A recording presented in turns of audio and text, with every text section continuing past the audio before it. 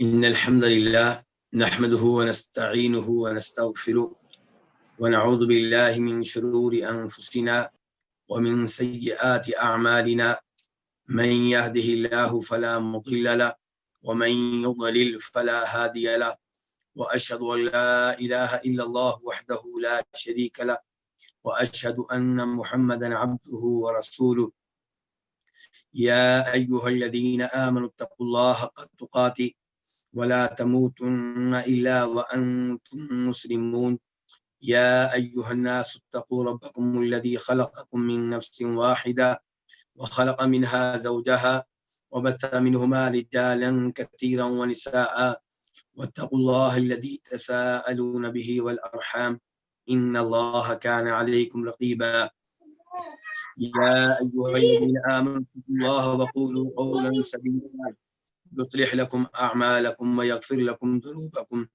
ومن يطع الله ورسوله فقد فاز فوزا عظيما أما بعد فإن خير الحديث كتاب الله وخير الهدي هدي محمد صلى الله عليه وسلم وشر الأمور محدثاتها وكل محدثة بدعة وكل بدعة ضلالة وكل ضلالة في النار الوافی بما فی الصحیحین، اور اس کتاب کا تیسرا مقصد العبادات، اور اس تیسرے مقصد کی 13ویں کتاب الکتاب الثالث عشر، 13ویں کتاب الجہاد فی سبیل اللہ، اللہ کی راہ میں جہاد کرنا، اور اس میں کئی ایک فصلیں ہوں گی۔ پہلی فصل الفصل الاول احکام الجہاد، پہلی فصل میں جہاد کے احکام ہیں، اور اس میں پہلا باب ہے باب لا تزال طائفة من امتی ظاہرین۔ یہ جو باب ہے یہ نبی علیہ السلام کی حدیث سے ہی لیا گیا ہے کہ آپ نے فرمایا تھا میری امت کا ایک گروہ غالب رہے گا۔ حدیث نمبر 873 873 آف۔ اس حدیث کے بیان کرنے پہ اتفاق ہے امام بخاری کا اور امام مسلم کا۔ عن المغیرۃ بن شعبہ عن النبی صلی اللہ علیہ وسلم قال، مغیرہ بن شعبہ رضی اللہ تعالیٰ عنہ سے روایت ہے، وہ نبی صلی اللہ علیہ وسلم سے روایت کرتے ہیں کہ آپ نے فرمایا لا یزال ناس من امتی ظاہرین، میری امت کے کچھ لوگ غالب رہیں گے۔ آپ نے یہ نہیں کہا کہ میری پوری امت غالب رہے گی، آپ فرما رہے ہیں میری امت کے کچھ لوگ ظاہرین غالب رہیں گے۔ اور مسلم شریف کی ایک روایت میں آتا ہے جہاں صحابی ثوبان ہیں، مغیرہ بن شعبہ نہیں، علی الحق، کہ وہ گروہ جو ہے وہ حق پہ غالب رہے گا۔ حتی یأتیہم امر اللہ، یہ غلبہ کب تک رہے گا، میری امت کے یہ گروہ کب تک غالب رہے گا؟ فرمایا اس وقت تک جب تک کہ ان کے پاس اللہ کا حکم آ جائے۔ اللہ کے حکم سے کیا مراد ہے؟ مسلم شریف میں ایک اور حدیث آتی ہے جس کے راوی جابر بن سمرہ ہیں، وہاں پہ یہ الفاظ آئے ہیں حتی تأتیہم الساعہ، یہاں تک کہ ان پہ قیامت قائم ہو جائے، یعنی کہ قیامت قائم ہونے تک میری امت کا ایک گروہ غالب رہے گا، حق پہ رہے گا۔ اب یہ جو لفظ کہا گیا ہے یہاں تک کہ ان کے پاس اللہ کا امر آ جائے، دوسری حدیث میں آتا ہے قیامت آ جائے، تو اس امر کی وضاحت کرتے ہوئے امام نووی رحمہ اللہ فرماتے ہیں، جو کہ مسلم شریف کے شرح لکھتے ہیں، وہ کہتے ہیں کہ یہاں پہ جو کہا گیا ہے کہ میری امت کا ایک گروہ اللہ کا امر آنے تک غالب رہے گا، اللہ کے اس امر، اللہ کے اس معاملے، اس سے کیا مراد ہے؟ اس سے مراد وہ ہوا ہے جو قیامت سے پہلے آئے گی اور ہر مومن مرد اور مومن عورت کی روح کو قبض کر لے گی، کیونکہ اس ہوا کے آ جانے کے بعد دنیا میں مسلمان نہیں رہیں گے، اللہ کا نام لینے والے نہیں رہیں گے، توحید کا علم بلند کرنے والے نہیں رہیں گے۔ تو یہ جو اس حدیث میں کہا جا رہا ہے جو ہمارے پاس ہے کہ میری امت کا ایک گروہ غالب رہے گا یہاں تک کہ ان کے پاس اللہ کا امر آ جائے، اللہ کا معاملہ آ جائے تو اس سے مراد کیا ہے؟ وہ ہوا ہے جو آئے گی تو ہر مسلمان کی روح کو قبض کر لے گی. وہم ظاہرون، یعنی کہ ان لوگوں کے پاس اللہ کا امر آئے گا اس حال میں کہ وہ اس وقت بھی غالب ہوں گے. یعنی کہ جب اللہ کا امر آئے گا تب بھی وہ حق پہ ہوں گے، غالب ہوں گے. ان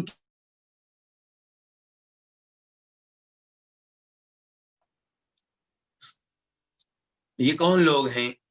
امام بخاری رحمہ اللہ فرماتے ہیں اس سے مراد اہل علم ہے. اس سے مراد کون ہے؟ اہل علم. میری امت کا ایک گروہ حق پہ قائم و دائم رہے گا، اس سے مراد اہل علم ہے. لیکن کون سا علم؟ علم سے مراد قرآن و حدیث کا علم. ان کے قرآن و حدیث کا علم رکھنے والا ایک گروہ ایسا رہے گا جو غالب رہے گا، حق پہ رہے گا. اور امام ترمذی کہتے ہیں کہ امام بخاری فرماتے ہیں کہ میرے استاد علی بن مدینی کہا کرتے تھے اس سے مراد اصحاب الحدیث ہے. حدیث کا اہتمام کرنے والے، احادیث پڑھنے والے، احادیث پہ عمل کرنے والے، احادیث کے مطابق اپنا عقیدہ بنانے والے. اس سے آپ اندازہ لگا سکتے ہیں کہ یعنی کہ وہ لوگ جو حدیث کا اہتمام کرنے والے ہیں اور حدیث کو سپریم لا کا درجہ دینے والے ہیں، حدیث کو اپنی رائے، اپنے قیاس، اپنی عقل اور اپنے بزرگوں کے فتاوی و اقوال پہ ترجیح دینے والے ہیں، ان کی کیا شان ہے اور ان کا کیا مقام و مرتبہ ہے، اس کا آپ اندازہ کر سکتے ہیں. اس کے بعد حدیث نمبر 874 874 قاف. اس حدیث کو اپنی کتب میں جگہ دینے والے کون ہیں؟ امام بخاری اور امام مسلم.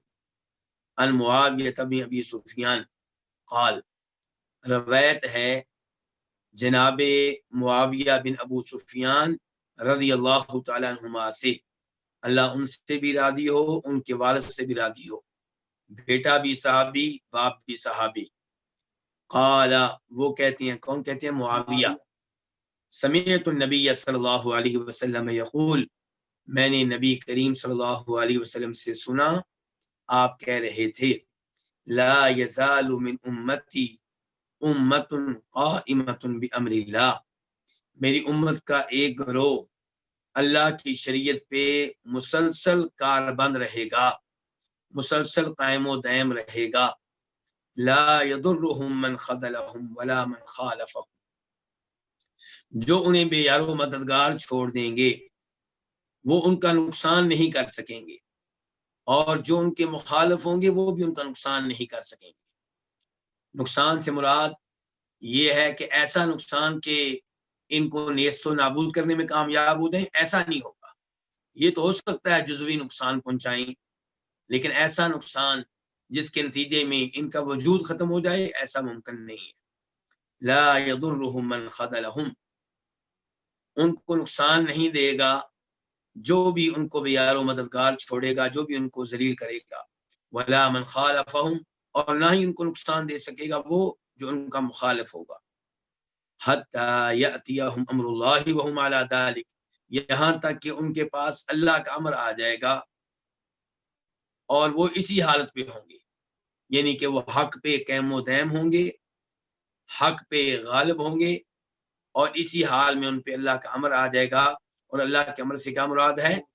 یعنی کہ وہ ہوا آئے گی جو ہر مسلمان مرد و عورت کی روح کو قبض کر لے گی. زاد البخاری فی روایت، امام بخاری ایک روایت میں اضافہ فرماتے ہیں، جن کے امام بخاری نے بھی اس حدیث کو بیان کیا، جناب معاویہ کی حدیث کو، اور امام مسلم نے بھی. لیکن امام بخاری اس میں ایک اضافی چیز لے کر آئے ہیں. تو امام بخاری نے اضافہ کیا کہ روایت میں فقال مالک بن یخامر، کہ مالک بن یخامر نے کہا. یہ کون ہے مالک بن یخامر؟ مالک بن یخامر الحمسی، ہمس کے رہنے والے، یہ شام کے شہروں میں سے ایک شہر ہے، اور یہ بڑے تابعی ہیں، صحابی نہیں ہیں لیکن تابعی کبیر ہیں، بڑے تابعی ہیں. تو مالک بن یخامر کہتے ہیں قال معاذ، معاذ نے کہا وہم بالشام، اور یہ لوگ شام میں ہیں، جن کے بارے میں نبی علیہ السلام نے خوشخبری دی ہے، یہ کہاں پہ موجود ہیں؟ شام میں موجود ہیں۔ فقال معاویہ، تو جناب معاویہ نے جب یہ حدیث بیان کی تو کہنے لگے ہذا مالک، یہ جو مالک ہے، کون سا مالک؟ مالک بن یخامر۔ مالک بن یخامر جو ہے یزعم، وہ کہہ رہا ہے کہ انہ سمع معاذن، کہ اس نے سنا معاذ بن جبل رضی اللہ تعالیٰ عنہ سے، یقول، وہ کہہ رہے تھے وہم بالشام، اور یہ لوگ شام میں ہیں، یہ لوگ شام میں ہیں یا یہ لوگ شام میں ہوں گے۔ تو جناب امیر معاویہ کہاں رہتے تھے؟ شام میں۔ جناب علی کے زمانے میں ان کی حکومت کہاں تھی؟ شام میں۔ اور ان کے مابین اور اہل شام کے مابین محبت کا بہت گہرا تعلق تھا۔ کوفیوں کے برعکس جناب علی مدینہ چھوڑ کے کوفہ چلے گئے، لیکن کوفہ والے بے وفا تھے، جناب علی کو تنگ کرتے رہے رضی اللہ تعالیٰ عنہ، اور ان کے بیٹوں کو بھی تنگ کیا۔ شام کے لوگ اس کے برعکس تھے، وہ جناب امیر معاویہ کے ساتھ وفا کرنے والے تھے، ان کی قیادت میں دل و جان سے لڑنے والے تھے۔ تو جناب امیر معاویہ نے شام والوں کو یہ حدیث سنائی، اور ساتھ ہی یہ کہا کہ دیکھو معاذ بن جبل کہا کرتے تھے صحابی کہ یہ لوگ کہاں ہیں؟ شام میں ہیں۔ تو بہرحال آپ کی حدیث سے یہ پتا چلا کہ ایک گروہ آپ کی امت کا ہمیشہ حق میں رہے گا، قائم و دائم رہے گا، یعنی کہ آپ کی ساری امت حق سے محروم ہو جائے، ساری امت ختم ہو جائے، ایسا ممکن نہیں ہے۔ ایک گروہ ہمیشہ رہے گا، وہ کبھی کہاں ہوگا، کبھی کہاں ہوگا۔ تو کسی زمانے میں شام میں بھی ہے یا ہوگا۔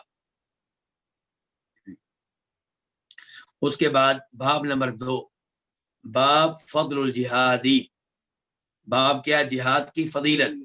اچھا، اب یہاں پہ سوال پیدا ہوگا کہ ہم تو پڑھ رہے تھے جہاد کے احکام، تو اس میں یہ حدیث آ گئی، تو یہاں پہ میں گزارش کرنا چاہوں گا کہ علماء کرام نے لکھا ہے، جب شام کا تذکرہ آیا تو انہوں نے لکھا ہے کہ یہ وہ لوگ ہیں جو شام میں جہاد کے لیے موجود تھے اور رومیوں کے خلاف اور دیگر کفار کے خلاف جہاد کر رہے تھے۔ باب نمبر 2، باب فضل الجہادی، جہاد کی فضیلت۔ حدیث نمبر 875 قاف۔ اس حدیث کے بیان کرنے پہ اتفاق ہے کس کا؟ امام بخاری کا اور امام مسلم کا۔ عن ابی ہریرہ رضی اللہ عنہ، روایت ہے جناب ابو ہریرہ رضی اللہ عنہ سے، قال، وہ کہتے ہیں جاء رجل، ایک آدمی آیا، الی رسول اللہ صلی اللہ علیہ وسلم، رسول اللہ صلی اللہ علیہ وسلم کے پاس، فقالت، اس نے کہا، دلنی علی عمل یعدل الجہاد، مجھے کوئی ایسا عمل بتائیں جو جہاد کے برابر ہو۔ دلنی علی عمل، میری رہنمائی کیجئے کسی ایسے عمل پہ، یعدل الجہاد، جو جہاد کے مساوی ہو، جہاد کے برابر ہو۔ قال، آپ نے کہا، لا اجدہ، میں یہ نہیں پاتا، یعنی کہ میرے پاس کوئی ایسا عمل نہیں ہے، میں کوئی ایسا عمل نہیں پاتا جو جہاد کے برابر کا ہو، جہاد کے مساوی ہو۔ قال، اس کے بعد آپ فرماتے ہیں، پہلے آپ نے بتا دیا کوئی ایسا عمل نہیں ہے، اس کے بعد آپ فرماتے ہیں، هل تستطيع اذا خرج المجاهد ان تدخل مسجدك فتقوم ولا تفطر وتصوم ولا تفطر؟ قال ومن يستطيع ذلك، تو آپ نے فرمایا کیا تم اس بات کی استطاعت رکھتے ہو کہ جب مجاہد نکلے، یعنی کہ مجاہد اپنے گھر سے نکلے کس کے لیے؟ جہاد کے لیے، تو تم اس وقت سے لے کے تم یہ استطاعت رکھتے ہو، هل تستطيع، کیا تم اس بات کی استطاعت رکھتے ہو جب مجاہد نکلے کہ ان تدخل مسجدک، کہ تم اپنی مسجد میں داخل ہو جاؤ، فتقوم ولا تفطر، تم مسلسل قیام کرتے رہو، اللہ کی عبادت کرتے رہو، ولا تفطر، اور اس میں سستی نہ کرو، وتصوم، اور مسلسل روزے رکھتے رہو، ولا تفطر، کو ناغا نہ کرو۔ یعنی کہ مجاہد جو ہے وہ جہاد کے لیے گیا، اس کا اجر و ثواب اتنا زیادہ ہے کہ اس کا گھر سے نکلنا، ایک ایک قدم اٹھانا، گاڑی پہ بیٹھنا، اونٹنی پہ بیٹھنا، اس کا راستے میں سونا، اس کا کھانا کھانا، اس کا گفتگو کرنا، اس کی تو ایک ایک چیز اجر و ثواب ہے۔ اگر تم اس سے ملنا چاہتے ہو تو پھر یہ بتاؤ کہ کیا تم استطاعت رکھتے ہو کہ جب مجاہد نکلے، ان کے گھر سے نکلے جہاد کے لیے، تم اپنی مسجد میں داخل ہو جاؤ اور پھر کیا کرو، مسلسل عبادت کرتے رہو، قیام کرتے رہو، ولا تفتر، اس میں کوئی سستی نہ کرو، وتصوما، اور روزے رکھتے رہو، ولا تفطر، اور ناغا نہ کرو۔ قال، تو آدمی کہنے لگا، سوال کرنے والا کہنے لگا، ومن یستطیع ذلک، اس کی استطاعت کون رکھتا ہے، یعنی کہ اس کی استطاعت کوئی بھی نہیں رکھتا۔ تو آپ نے یہ نہیں، اس کے بعد پھر آپ نے کوئی تبصرہ نہیں کیا، مطلب یہ ہے کہ پھر جواب تم نے خود ہی دے دیا ہے کہ جہاد کے مساوی اور اس کے برابر کا کوئی عمل نہیں ہے۔ اس سے آپ اندازہ لگا سکتے ہیں جہاد کی اہمیت کا اور جہاد کی فضیلت کا۔ اس کے بعد حدیث نمبر 876، 876 قاف، اس حدیث کو روایت کرنے والے کون ہیں؟ امام بخاری اور امام مسلم۔ عن ابی ہریرہ عن النبی صلی اللہ علیہ وسلم قال، جناب ابو ہریرہ سے روایت ہے، وہ روایت کرتے ہیں نبی صلی اللہ علیہ وسلم سے کہ آپ نے فرمایا، انتدب اللہ لمن خرج فی سبیلہ، انتدبا کے کئی معنی ہیں، ان میں سے ایک معنی ہے تکفلہ، اور انتدبا کا تکفلہ معنی ہم کیوں کریں گے؟ کیونکہ بخاری شریف کی ایک اور روایت میں انتدبا کی جگہ پہ لفظ تکفلہ آیا ہے، تو اس سے پتہ چلا کہ انتدبا کا معنی تکفلہ کرنا زیادہ مناسب ہوگا۔ تو انتدب اللہ لمن خرج فی سبیلہ، اللہ ذمہ داری لے لیتا ہے اس شخص کی جو نکلے فی سبیلہ، اللہ کی راہ میں۔ اللہ کی راہ میں نکلنے سے مراد کیا ہوتا ہے؟ جہاد۔ عام طور پہ فی سبیل اللہ سے مراد لفظ کیا ہوتا ہے؟ جہاد۔ جب بھی کہا جائے فی سبیل اللہ، اس سے مراد جہاد ہوگا۔ اگر کوئی کہے کہ نہیں جی یہاں پہ جو آیت آئی ہے یا حدیث آئی ہے اس میں مراد فی سبیل اللہ سے جہاد نہیں ہے، تو ہم اسے کہیں گے کوئی دلیل لے کر آؤ، کوئی کرینہ، کوئی تمہارے پاس اس بات کی حجت ہو۔ اس میں کوئی شک و شبہ نہیں کہ کبھی فی سبیل اللہ جہاد کے علاوہ دیگر شعبوں کے لیے بھی ہوتا ہے، لیکن وہاں پہ دلیل پیش کرنا ہو، ورنہ عام طور پہ کیا ہوتا ہے؟ فی سبیل اللہ کا معنی کیا ہوتا ہے؟ جہاد۔ آپ زکوٰۃ کی آیت لے لیں، انما الصدقات للفقراء والمساکین والعاملین علیہا والمؤلفۃ قلوبہم وفی الرقاب والغارمین وفی سبیل اللہ وابن السبیل۔ کہ زکوٰۃ کن کے لیے ہے؟ فقیروں مسکینوں کے لیے ہے۔ آگے چل کے کہا فی سبیل اللہ، جہاد کہاں لگے گی؟ اللہ کی راہ میں، تو وہاں فی سبیل اللہ سے مراد کیا ہے؟ جہاد ہے۔ یہاں پہ بھی ایسا ہے کہ اللہ ذمہ داری لے لیتا اس شخص کی جو نکلے فی سبیلی، اللہ کی راہ میں۔ لا یخرجہ الا ایمان بی و تصدیق برسولہ، نہ اس کو نکالے، یہ نکلا ہے کس کے لیے؟ جہاد کے لیے، لیکن اس کو نکالنے والی چیز کیا ہو؟ اس کو نہ نکالے مگر مجھ پہ ایمان، مجھ پہ جو ایمان لے کر آیا یہ چیز اسے جہاد پہ مجبور کرے۔ وہ تصدیق برسولی، اور میرے رسولوں کی تصدیق، یعنی کہ وہ جہاد کے لیے نکلا ہو مجھ پہ ایمان لانے کی وجہ سے اور میرے رسولوں پہ ایمان لانے کی وجہ سے۔ اچھا جی، اللہ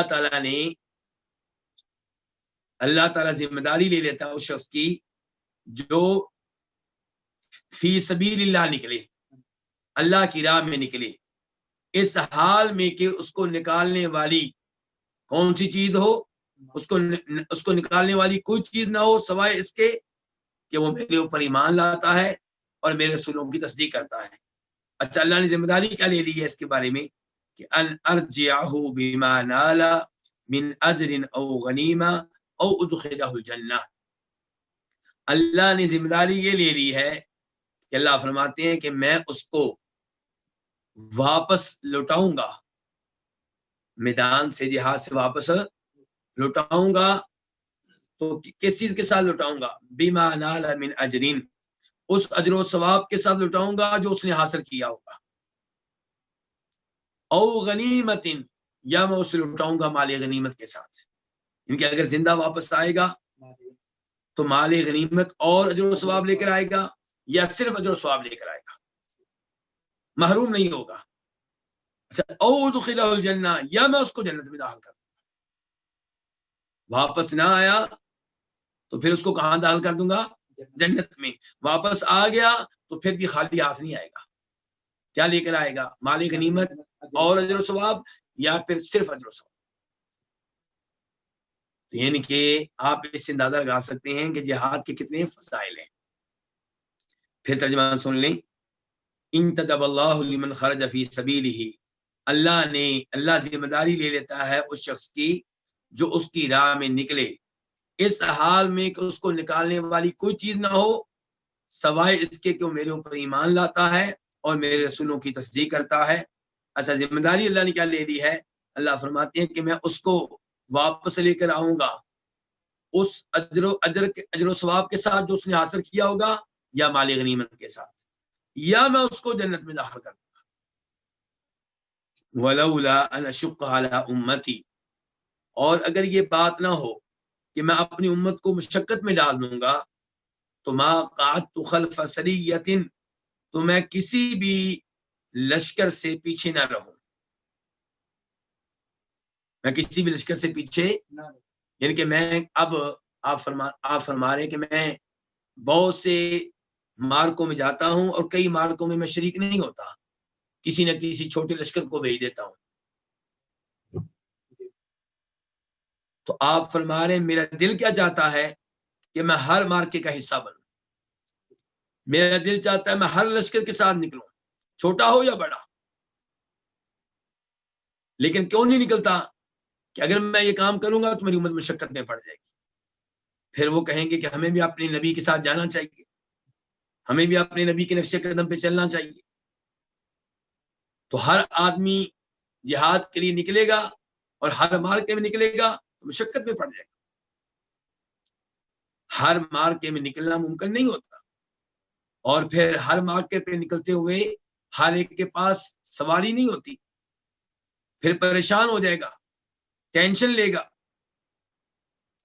آپ فرما رہے ہیں اگر یہ بات نہ ہو کہ میں اپنی امت کو مشقت میں ڈال دوں گا تو میں کسی بھی چھوٹے سے چھوٹے لشکر سے پیچھے نہ رہوں. اس سے کیا پتہ چلا؟ جہاد کی فضیلت کا علم ہوگا کہ جہاد اتنا عظیم کام ہے کہ ہمارے نبی علیہ الصلوۃ والسلام فرما رہے ہیں میرا دل چاہتا ہے کہ میں ہر لشکر کا حصہ بنوں، میرا دل چاہتا ہے کہ میں ہر مارکے میں شریک. لیکن مجبوری یہ ہے کہ اگر میں ہر مارکے میں حصہ لینا شروع کر دوں، ہر لشکر کے ساتھ نکلوں، تو میری امت کے کئی لوگ مشقت میں پڑ جائیں.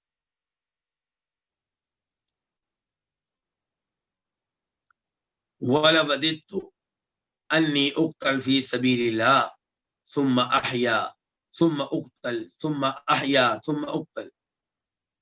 وَلَوَدِدتُّ یہ لام قسم کی ہے، اس کا مطلب ہے کہ اس سے پہلے لام مقدر ہے، یعنی کہ اللہ کی قسم اٹھا کے کہتا ہوں. کون کہہ رہے ہیں؟ اللہ کے نبی صلی اللہ علیہ وسلم فرما رہے ہیں کہ لَوَدِدتُّ میری یہ آرزو ہے، میری یہ خواہش ہے، میری یہ چاہت ہے کہ میں اللہ کی راہ میں قتل کیا جاؤں، یعنی کہ شہادت حاصل کروں. میری یہ چاہت ہے کہ میں اللہ کی راہ میں قتل کیا جاؤں. ثم احیا، پھر مجھے زندہ کیا جائے. ثم اقتل، پھر میں قتل کیا جاؤں. ثم احیا، پھر مجھے زندہ کیا جائے. ثم اقتل، پھر میں قتل کیا جاؤں. اندازہ کیجئے کہ یہ اتنا عظیم کام ہے کہ ہماری نبی خواہش کر رہے ہیں کہ دل چاہتا ہے کہ مجھے بار بار شہادت ملے، بار بار جہاد میں حصہ لوں، بار بار شہادت. آپ اندازہ کیجئے کتنا یہ عظیم کام ہے، کس قدر اس میں اجر و ثواب ہے. اس کے بعد وَلَهُمَا، اور ان دونوں میں ہے کہ ان دونوں میں بخاری اور مسلم میں وَالَّذِي نَفْسِي بِيَدِهِ، اس ذات کی قسم جس کے ہاتھ میں میری جان ہے. تو ہماری جانیں کس کے ہاتھ میں ہے؟ اللہ کے ہاتھ میں. یہاں پہ ایک امام قاضی یاز لکھتے ہیں کہ ید سے مراد یہاں پہ ہے، ہاتھ سے مراد یہاں پہ ہے اللہ کی بادشاہ. اللہ کی قدرت یعنی کہ اس ذات کی قسم جس کی قدرت میں میری جان ہے، جس کی بادشاہت میں میری جان ہے۔ تو گزارش یہ ہے کہ ید سے مراد اللہ تعالیٰ کی صفت ہے، اللہ کے واقعی ہاتھ ہیں، حقیقی ہاتھ ہیں، مجازی نہیں ہے۔ اور اللہ تعالیٰ کے ہاتھ ویسے ہیں جیسے اللہ کے شیان شان ہیں۔ اللہ کے ہاتھ ہر عیب سے پاک ہیں، ہر کمزوری سے پاک ہیں۔ ہم اللہ کے ہاتھوں کو کسی بھی مخلوق کے ہاتھوں سے مشابہ قرار نہیں دیتے اور نہ ان کی کیفیت بیان کرتے ہیں، لیکن انکار بھی نہیں کرتے، ایمان لاتے ہیں۔ جب اللہ کے نبی نے کہہ دیا اللہ کے ہاتھ ہیں، اللہ نے خود کہہ دیا میرے ہاتھ ہیں، تو ہم تعویل کیوں کریں؟ ہم اس کو مجاز پہ محمول کیوں کریں؟ ہم اس کا انکار کیوں کریں؟ تو آپ فرماتے ہیں اس ذات کی قسم جس کے ہاتھ میں میری جان ہے، لولا ان رجال من المؤمنین لا تطيب انفسهم ان يتخلفوا عني۔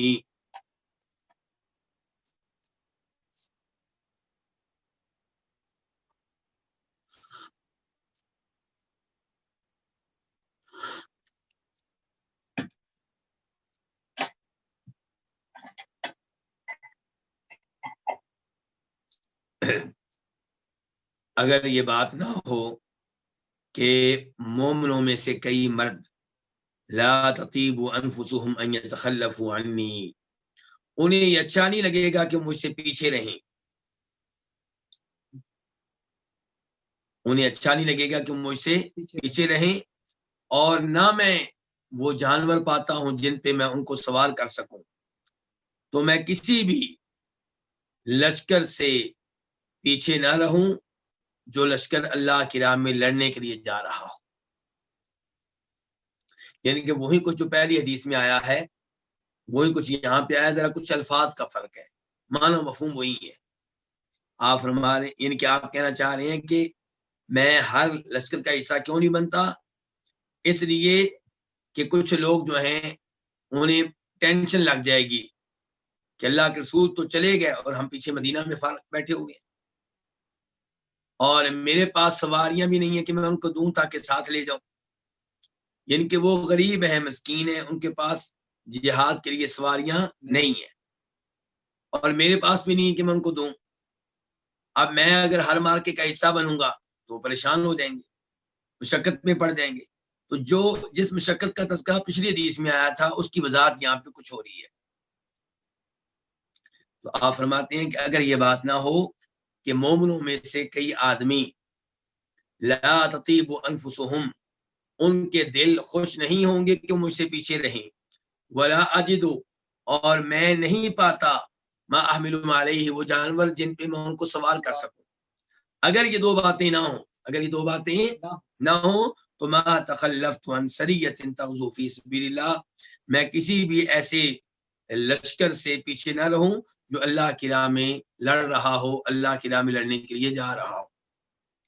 والذی نفسی بیدی، اس ذات کی قسم جس کے ہاتھ میں میری جان ہے، لوددت، یقیناً میری یہ چاہت ہے کہ ان اقتل فی سبیل اللہ، انی اقتل فی سبیل اللہ، کہ مجھے اللہ کی راہ میں قتل کیا جائے، ثم احیا، پھر مجھے زندہ کیا جائے، ثم اقتل، پھر قتل کیا جاؤں، ثم احیا، پھر زندہ کیا جاؤں، ثم اقتل، پھر قتل کیا جاؤں، ثم احیا، پھر زندہ کیا جاؤں، ثم اقتل، پھر قتل کیا جاؤں۔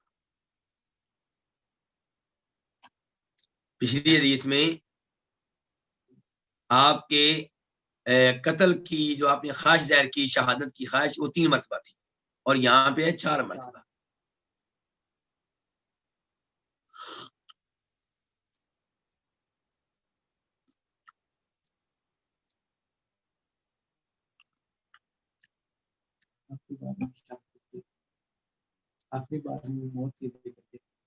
جی اور آپ نے 4 مرتبہ کہا ہے کہ میں شہادت چاہتا ہوں، اور قسم اٹھا کے کہا ہے، اللہ کی قسم اٹھا کے کہا ہے کہ میں شہادت چاہتا ہوں، اور 4 بار کہا ہے، اور آخری بار بھی شہادت کا ہی تذکرہ کیا ہے۔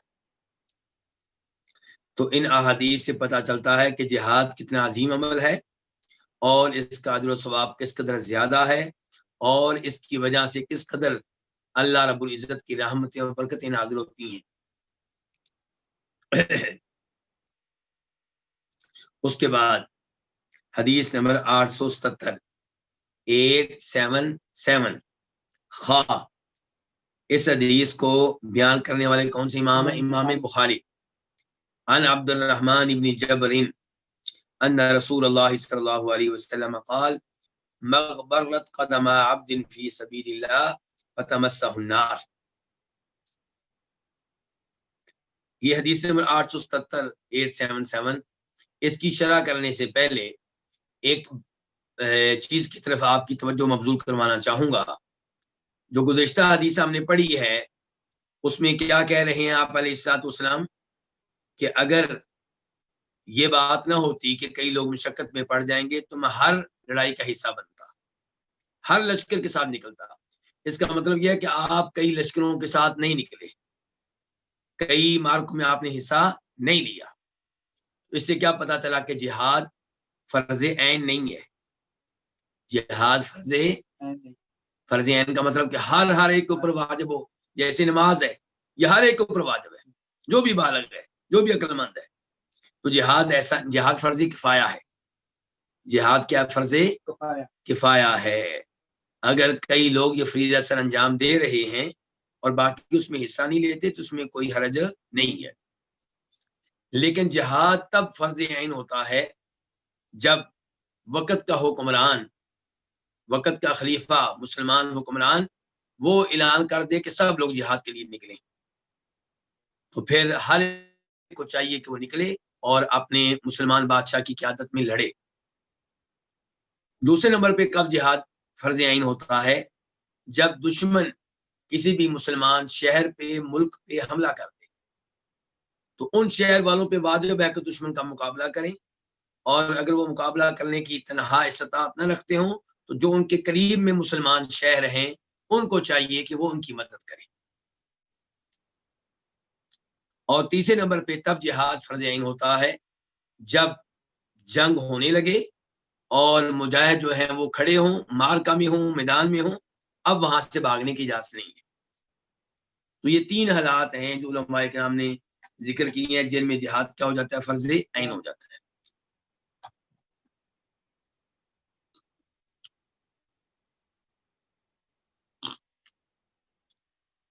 یہاں پہ یہ بھی وضاحت نہایت مفید ہوگی کہ جس طرح حدود مسلمان حکمران قائم کرتی ہیں، اگر کوئی شادی شدہ بدکاری کرے اور خود مان لے کہ میں نے کام کیا ہے یا 4 گواہ مل جائیں، اب اس کی سزا کیا ہے اسلام میں؟ سنسار کیا جائے گا، پتھر مار مار کے اس کو ہلاک کر دیا جائے گا۔ کیا یہ سزا میں اور آپ دے سکتے ہیں؟ نہیں، یہ حکومت کا کام ہے، یہ ریاست کا کام ہے۔ تو کئی کام ایسے ہوتے ہیں جو ریاست نے کرنے ہوتے ہیں، حکمرانوں نے کرنے ہوتے ہیں، اور ہم نے ان کا ساتھ دینا ہوتا ہے۔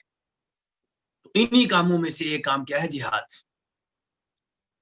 جہاد جو ہے یہ مسلمان حکمرانوں کی قیادت میں ہوگا، ان کی نگرانی میں ہوگا۔ پرائیویٹ جہاد جو ہے یہ نہیں ہوگا۔ البتہ جب کبھی کسی مسلمان ملک پہ حملہ ہو جائے تو اس وقت جو بھی لوگ ہیں جیسے بھی کر سکیں اپنا دفاع کریں گے، اس موقع پہ اجازت لینے کی ضرورت نہیں ہے۔ لیکن ایک مسلمان ملک پہ کسی کافر ملک نے قبضہ کر لیا، ان کا قبضہ مستحکم ہو گیا، اب وہ یعنی کہ وہاں پہ غالب آ چکے، اب مسلمان قبضہ چھڑانا چاہتے ہیں، یہ اور صورتحال ہے۔ تو یہاں پہ کیا ہوگا؟ مسلمان حکومت کی قیادت کی ضرورت ہے۔ تو اس لیے ان امور کا خیال رکھنا چاہیے، اور یہ جتنے بھی فضائل آ رہے ہیں یہ شرعی جہاد کے ہیں۔ ان احادیث اور ان فضائل کو سامنے رکھتے ہوئے کافر ممالک میں بم دھماکے کرنا، جن میں عام لوگ مریں، بچے مریں، یہ قطعاً جائز نہیں ہے۔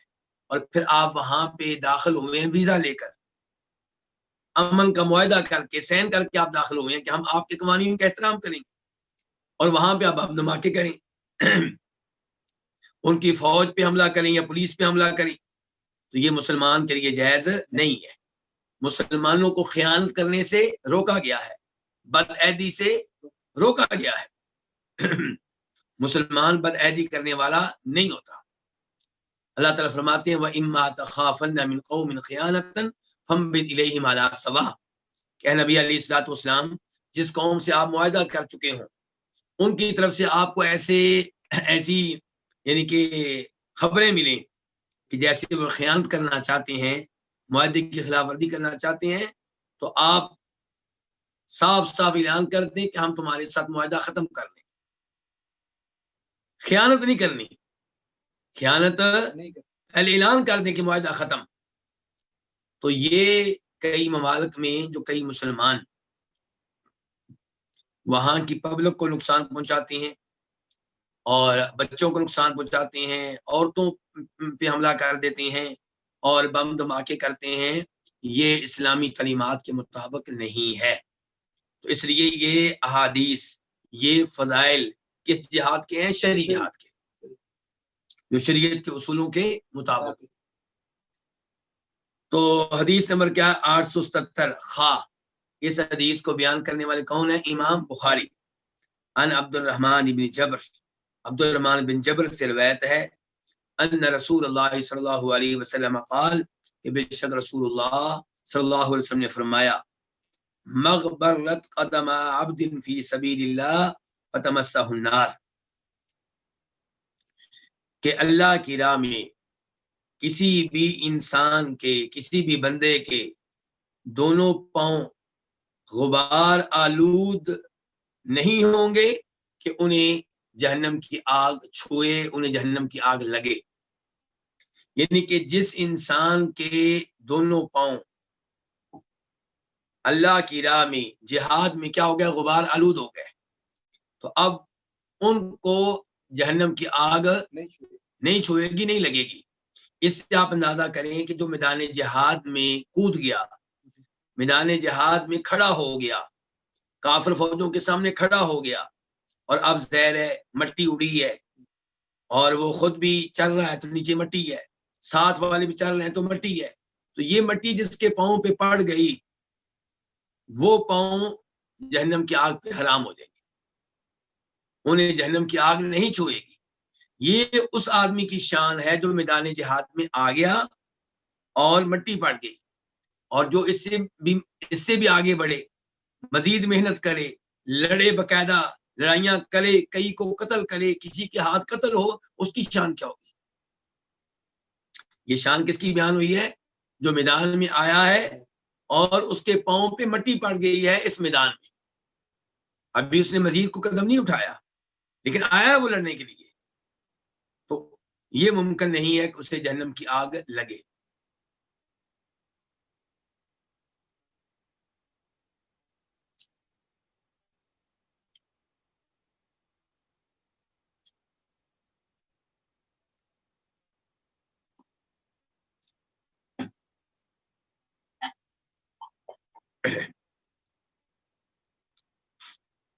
باب نمبر 3، باب فضل الرباط فی سبیل اللہ، اللہ کی راہ میں پہرا دینے کی فضیلت۔ رباط سے مراد کیا ہوتا ہے؟ وہاں پہ پہرا دینا جہاں پہ مسلمانوں اور کافروں کے بارڈر ایک ہو رہے ہیں، ادھر مسلمان ہیں ادھر کافر ہیں، بیچ میں کیا ہے؟ سرحد ہے، بارڈر ہے، تو یہاں پہ پہرا دینا اس کی فضیلت کیا ہے؟ ظاہر ہے کہ معمولی کام نہیں ہے، آپ کافر فوج کے سامنے کھڑے ہیں۔ حدیث نمبر 878 878 قاف۔ اس حدیث کو نقل کرنے والے کون ہیں؟ امام بخاری اور امام مسلم۔ عن سہل بن سعد الساعدی رضی اللہ عنہ، روایت ہے کس سے؟ سہل بن سعد الساعدی رضی اللہ تعالیٰ عنہ سے، ان رسول اللہ صلی اللہ علیہ وسلم قال، کہ بے شک فرمایا رسول اللہ صلی اللہ علیہ وسلم نے، رباط یوم فی سبیل اللہ خیر من الدنیا وما علیہا، کہ اللہ کی راہ میں ایک دن پہرا دینا، تو رباط سے مراد کر کیا ہے؟ دشمن کے بارڈر پہ، یعنی کہ اللہ کی راہ میں دشمن کے بارڈر پہ ایک دن پہرا دینا دنیا و ما فیہا سے بہتر ہے۔ دنیا میں جتنی نعمتیں ہیں، دنیا میں جتنے خزانے ہیں، وہ ایک طرف، اور اللہ رب العزت کی راہ میں ایک دن دشمن کے بارڈر میں پہرا دینا، رباط کرنا، یہ اس سے کہیں بہتر ہے۔ اس سے آپ اندازہ لگا سکتے ہیں کہ اس کا کتنا اجر و ثواب ہے۔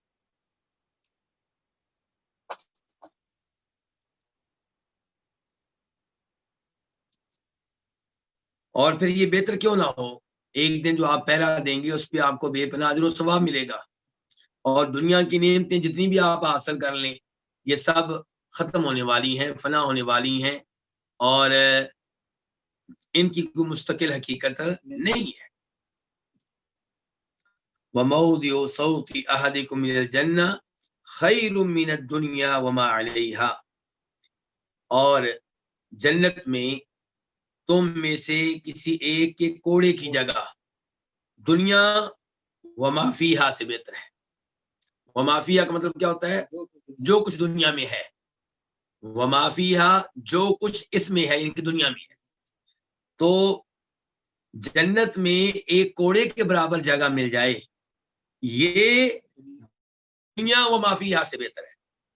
یعنی کہ دنیا میں آپ ایک پورے ملک کے بادشاہ ہوں، پورا ملک آپ کے ہاتھ میں ہو، اور اس میں آپ کے پاس بہت سارے محلات ہوں، آپ کے اپنے جہاز ہوں، آپ کے اپنے ایئرپورٹ ہوں، آپ کی اپنی فوج ہو، آپ کی اپنی پولیس ہو، اور آپ کے پاس سونے اور چاندی کے ڈھیر ہوں، اور آپ کے پاس دنیا کی حسین و جمیل عورتیں ہوں۔ یہ میں نے چند دنیا کی چیزیں بیان کی، ورنہ دنیا کی چیزیں تو بے شمار ہیں۔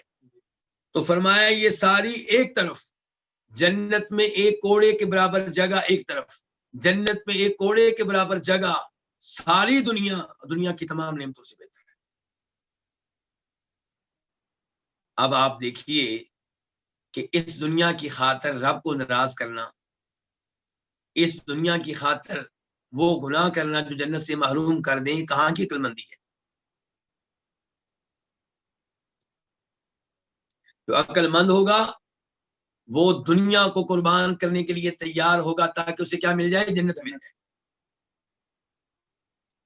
اور میں پھر بار بار کہتا ہوں، مجھے افسوس ہوتا ہے کہ ہم اپنے بچوں کو دنیا کی خاطر ان اداروں میں بھیجتے ہیں، ان یونیورسٹیوں میں بھیجتے ہیں جہاں کا ماحول کفر و شرک پہ مبنی ہوتا ہے، جہاں بیٹے کے پھسلنے کا بہت زیادہ خطرہ ہوتا ہے، اس کے کافر بن جانے کا بھی خطرہ ہوتا ہے، اس کے ملحد بے دین بن جانے کا خطرہ ہوتا ہے۔ ایسی یونیورسٹیوں میں ہم بھیج دیتے ہیں، ایسے ممالک میں ہم بھیج دیتے ہیں تعلیم کے نام پہ، اور خود بھی کئی ایسے لوگ ہیں جو مسلمان ممالک کو چھوڑ کے ایسے کافر ممالک میں جانے کے لیے تیار ہیں جہاں ایمان کو خطرہ ہے۔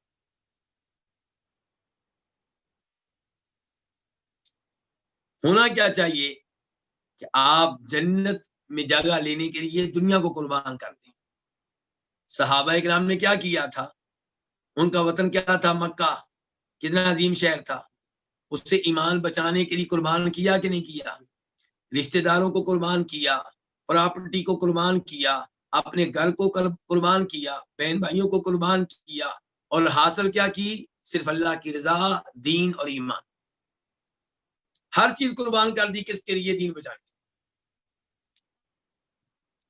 وَالرَّوْحَةُ يَرُوحُهَا الْعَبْدُ فِي سَبِيلِ اللَّهِ أَوِ الْغَدْوَةُ خَيْرٌ مِّنَ الدُّنْيَا وَمَا عَلَيْهَا۔ الروحہ، شام کے وقت چلنا، روحہ، اور آگے لفظ آ رہا ہے غدوہ، وہ ہے صبح کے وقت چلنا۔ تو وَالرَّوْحَةُ يَرُوحُهَا الْعَبْدُ فِي سَبِيلِ اللَّهِ، کہ شام کے وقت بندے کا اللہ کی راہ میں چلنا، اور صبح کے وقت بندے کا اللہ کی راہ میں چلنا دنیا وما فیہا سے بہتر ہے۔ یعنی کہ آپ جہاد کے لیے جا رہے ہیں، جہاد کے لیے آپ اپنے گھر سے نکلے ہیں، آپ چل رہے ہیں، یہ چلنا وہ چاہے شام کو ہو یا صبح کو، یہ جو ایک بار آپ چلیں گے شام کو یا ایک بار چلیں گے صبح کو، یہ دنیا اور دنیا کی تمام نعمتوں سے بہتر ہے۔ اندازہ لگائیے آپ کس قدر اجر و ثواب ہے اس عظیم کام میں۔ یہی وہ اجر و ثواب ہے جس کی وجہ سے ہمارے کئی نوجوان جہاد کے نام پہ وہ کام کر بیٹھتے ہیں جو جہاد نہیں ہوتے، کیونکہ اجر و ثواب بہت زیادہ ہے، اس میں کوئی شک نہیں، لیکن ایسے نوجوانوں کی تربیت اچھے طریقے سے نہیں کی جاتی۔ وہ اپنے مسلمان فوجیوں کو مار رہے ہوتے ہیں، وہ اپنی مسلمان پولیس کو مار رہے ہوتے ہیں، وہ اپنی مساجد میں بم دھماکے کر رہے ہوتے ہیں، وہ مارکیٹوں میں بازاروں میں کر رہے ہوتے ہیں جہاں پہ عام لوگ ہوتے ہیں، اور پھر وہ اپنے ملک میں آئے ہوئے ان سفیروں کو مار رہے ہوتے ہیں جو کافر ممالک کے سفیر ہوتے ہیں، لیکن انہوں نے آپ سے ویزا لیا ہوا ہے، وہ آپ کے پاس سفیر ہیں، سفیروں کو مارنے کی بالکل اجازت نہیں ہے۔ کیا نبی علیہ السلام نے ایسا کام کیا؟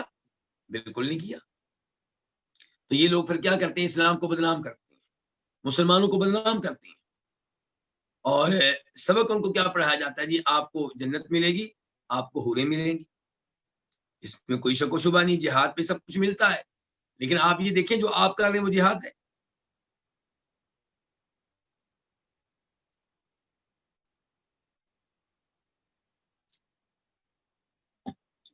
نبی علیہ الصلوۃ والسلام نے جب بدر کی لڑائی جیتی ہے تو آپ کے پاس قیدی ہیں مکہ والوں کے، کیا وہ مذاکرات کے لیے آپ کے پاس نہیں آتے رہے؟ آپ نے ان کو گرفتار کر کے قتل کیوں نہ کر دیا؟ حدیبیہ کے مقام پہ جب مذاکرات ہوئے، مکہ کے لوگ آئے، آپ نے ان کو پکڑ کے کیوں نہ قتل کیا؟ تو ایسا آپ نے نہیں کیا، اور نہ ہی کسی مسلمان کو یہ زیب دیتا ہے۔ اس کی وجہ سے لوگ اسلام سے بدظن ہوتے ہیں۔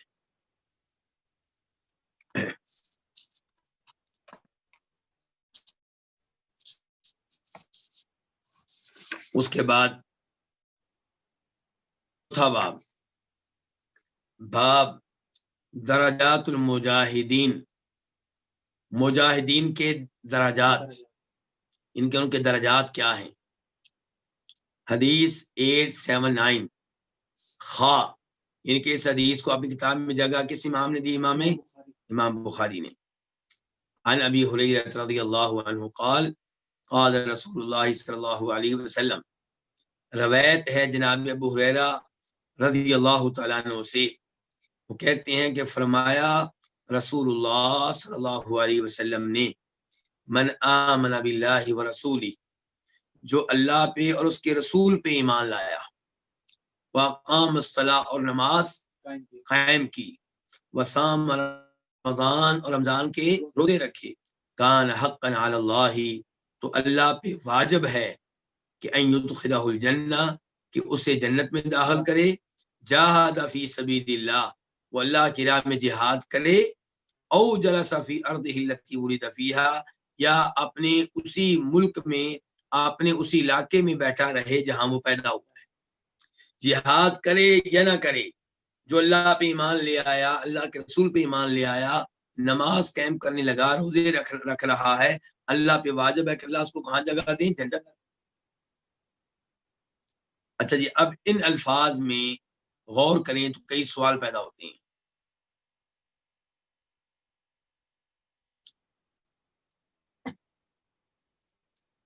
ایک یہ کہ کیا اللہ پہ کوئی چیز واجب ہے؟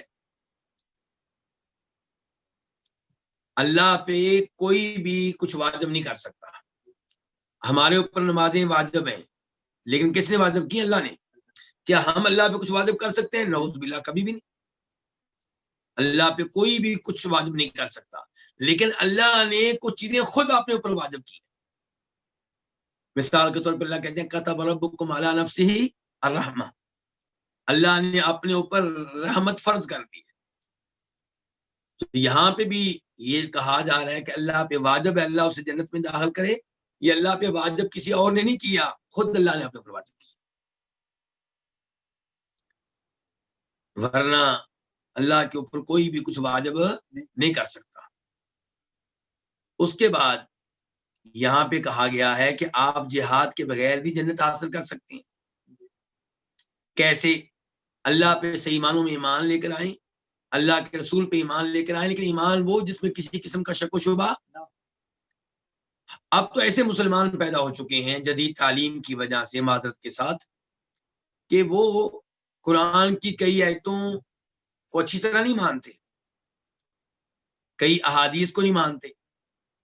مثال کے طور پہ قرآن میں یہ سزا آئی ہے کہ چور مرد ہو یا عورت ہو، اس کے کیا کرو؟ ہاتھ کاٹ ڈالو۔ اب ہمارا جو جدید طبقہ ہے، ہماری جو نئی نسل ہے، ان کو ہم جن یونیورسٹیوں میں بھیج رہے ہیں، وہاں پہ جب وہ پڑھتے ہیں 4 سال 5 سال 6 سال، اس کے بعد جب واپس آتے ہیں تو ان کا ایمان پہلے کی طرح مضبوط نہیں ہوتا۔ اب اگر وہ ایمان کمزور ہے تو کام چل جائے گا، لیکن مسئلہ یہ ہے کہ کئی چیزوں میں انہیں شک ہوتا ہے۔ اسلام نے کہا ہے کہ چور کا ہاتھ کاٹ ڈالو۔ اب اگر کسی مسلمان کے ذہن میں یہ بات آتی ہے کہ یہ حکم بڑا سخت ہے، یہ نہیں دینا چاہیے تھا، میں مانتا ہوں ویسے، لیکن ہے سخت، اتنا عقیدہ رکھنے سے، یہ سوچ رکھنے سے انسان کافر ہو جاتا ہے، اس کا ایمان مضبوط نہیں ہے۔ تو اس لیے جو اللہ پہ ایمان لایا، اللہ کے رسول پہ ایمان لایا، جیسے لانے کا حق ہے، یعنی کہ کچھ شک و شبہ نہ ہو۔ ایمان ہو اللہ کے فرشتوں پہ، ایمان ہو تقدیر پہ، ایمان ہو جنت پہ جہنم پہ، ایمان ہو حوض کوثر پہ، ایمان ہو میزان اور ترازو پہ، ایمان ہو اس پل پہ جو جہنم کے اوپر ہوگا جس سے گزرنا ہے، اور اللہ پہ ایمان ہو، اللہ کے وجود پہ، اللہ کے صفات پہ، اللہ کے ناموں پہ، اللہ کی ربوبیت پہ، اللہ کی الوہیت پہ، اور ایسے اللہ کے رسول پہ ایمان ہو۔ کیا ایمان ہو؟ کہ آپ اللہ کے سچے نبی اور رسول ہیں، آپ کے خاتم النبیین ہونے پہ ایمان ہو، ایمان ہو کہ آپ آخری نبی، آپ کے بعد کوئی اور نبی نہیں ہے۔ تو جو اللہ پہ ایمان لائے، اللہ کے رسول پہ ایمان لائے، وقام الصلاۃ، نماز قائم کرے۔ یہ نہیں کہا گیا نماز ادا کرے، کیا کہا؟ نماز قائم کرے۔ کیا مطلب؟ نماز کی شرائط اور نماز کے ارکان کا اہتمام کر کے نماز قائم کرے۔ مرد ہے تو کہاں جا کے پڑھے؟ مسجد میں جا کے پڑھے، وقت پہ پڑھے، جماعت کے ساتھ پڑھے، وضو کر کے پڑھے، قبلہ رخ ہو کے پڑھے، اور نماز کے دوران سورہ فاتحہ پڑھے، ہر رکعت میں رکوع کرے، 2 سجدے کرے، رکوع کے بعد صحیح کھڑا ہو، سجدے کے بعد صحیح طرح بیٹھے، تو نماز قائم کرے۔ اور ایسے ہی جب آپ مسجد میں مرد کھڑے ہوں گے تو صف بندی قائم کی جائے، صفیں برابر ہوں، تو صفوں کا برابر ہونا، صف بندی، یہ بھی نماز قائم کرنے کا حصہ ہے۔ آپ نے فرمایا جو اللہ پہ ایمان لائے، اللہ کے رسول پہ ایمان لائے، نماز قائم کرے اور رمضان کے روزے رکھے، اللہ پہ واجب ہے کہ اللہ اس کو جنت میں داخل کرے۔ سوال یہ پیدا ہوتا ہے کہ یہاں پہ حج کا تذکرہ نہیں ہے، یہاں پہ زکوٰۃ کا تذکرہ بھی نہیں ہے، ارکان اسلام میں سے یہاں 2 کا تذکرہ نہیں ہے، کس کا؟ حج کا اور زکوٰۃ کا۔ تو گزارش یہ ہے کہ حج ہر ایک کے اوپر واجب نہیں ہے، وہ تو کسی پہ واجب ہے، اور وہ بھی زندگی میں ایک دفعہ۔ اور زکوٰۃ کی طرف آ جائیں، وہ بھی ہر ایک کے اوپر واجب نہیں ہے، اور وہ بھی اس وقت جب زکوٰۃ واجب ہوگی تب۔ اور یہ چیزیں جو ہیں یہ مسلسل ہیں، ہر سال رمضان آئے گا، ہر سال روزے آپ نے رکھنے ہیں، اور روزانہ کی بنیاد پہ 5 وقت کی نمازیں قائم کرنی ہیں۔ تو ان چیزوں کا تذکرہ ہوا ہے جو مسلسل کی جاتی ہیں، ورنہ جس پہ حج فرض ہے اس پہ واجب ہے کہ وہ حج کرے، اور جس کے پاس مال زیادہ ہے، زکوٰۃ واجب ہوتی ہے، تو اس کے اوپر لازمی ہے کہ زکوٰۃ ادا کرے۔